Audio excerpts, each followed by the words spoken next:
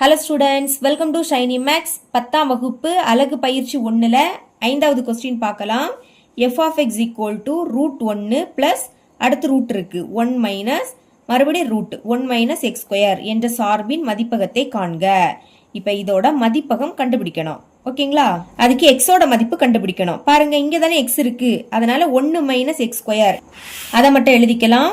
1 minus X square இது greater than equal to 0 இருக்கும். அதாவது 0 இல்லாட்டா அதை விட அதிகமா இருக்கும்.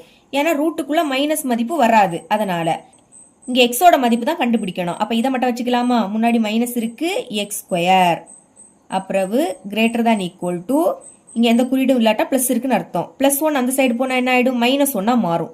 இப்ப ரெண்டு சைட்லயுமே மைனஸ் இருக்கு. அப்போ மைனஸால வகுத்தா அது பிளஸ் ஆயிடும். ஏன்னா ஃபர்ஸ்ட் எப்பவுமே மைனஸ் வராது.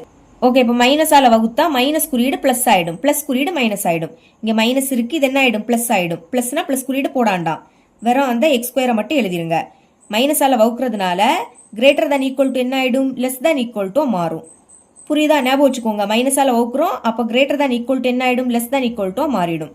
இந்த மைனஸ் பிளஸ் ஆயிடும். அப்போ 1 மட்டும் எழுதிக்கலாம். எக்ஸ் தான் வேணும், அப்போ எக்ஸை மட்டும் வச்சுக்கோங்க. லெஸ் தான் ஈக்குவல் டு இனி ஸ்கொயர் அங்க போச்சுன்னா என்ன ஆயிடும்? ரூட் ஆயிடும். இந்த ஸ்கொயர் அந்த சைடு போச்சுன்னா ரூட். இனி இங்க 1 இருக்கு, அதை உள்ள எழுதிக்கணும். அடுத்து எக்ஸ் லெஸ் தான் ஈக்குவல் டு இப்போ ரூட்ல இருந்து இதை வெளியே எடுக்கணும். வெளியே எடுக்கணும்னா பிளஸ் ஆர் மைனஸ் இப்படி போட்டுட்டு தான் வெளியே எடுக்கணும். ஓகேங்களா? 1 வெளியே எடுத்தா என்ன கிடைக்கும்? 1 தான் கிடைக்கும். அதாவது 1 ஸ்கொயர்னு எழுதிக்கலாமா? ஏன்னா 1 ஸ்கொயர் பண்ணா 1 தான் கிடைக்கும். அடுத்து இந்த ரூட்டு. இப்போ இந்த ரூட்டும் இந்த ஸ்கொயர் என்ன ஆயிடும்? கேன்சல் ஆயிடும். பாக்கி உள்ள 1 மட்டும் தான் இருக்கும். அப்ப எக்ஸோட மதிப்பு பிளஸ் 1ஆவும் இருக்கும், மைனஸ் 1ஆவும் இருக்கும். இப்போ எழுதிக்கலாம்.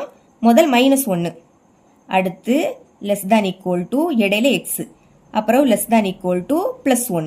புரியுதா? ஃபர்ஸ்ட் மைனஸ் குறியீடுல உள்ளது லெஸ் தான் ஈக்குவல் டு எக்ஸ், அடுத்து மறுபடியும் லெஸ் தான் ஈக்குவல் டு பிளஸ் 1. ஓகேங்களா? இப்போ மதிப்பகத்தை ஈஸியா எழுதிடலாம். எழுதிக்கிறேன். மதிப்பகம் பிராக்கெட்டை ஓபன் பண்ணிக்கோங்க. முதல் மைனஸ் 1 இருக்கா, கமா மைனஸ் 1க்கும் 1க்கும் இடையில என்ன வரும்? 0. அதையும் எழுதிக்கணும். 0க்கு அடுத்து பிளஸ் 1. இப்போ பிராக்கெட்டை க்ளோஸ் பண்ணிடலாம். இதுதான் இதோட ஆன்சர். இவ்வளவு தான் இந்த சம்.